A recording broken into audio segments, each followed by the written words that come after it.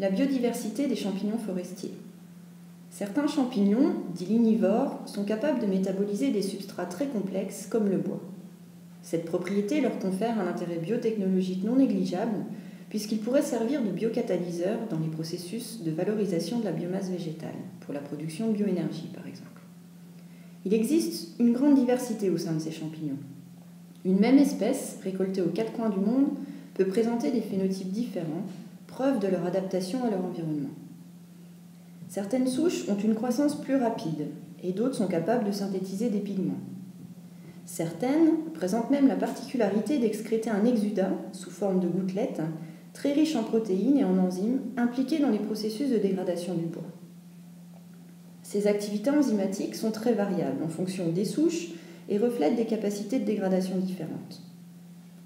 Au laboratoire, il est possible de quantifier cette dégradation en cultivant les souches fongiques sur des morceaux de bois et en mesurant la perte de masse de ce substrat après plusieurs semaines de culture.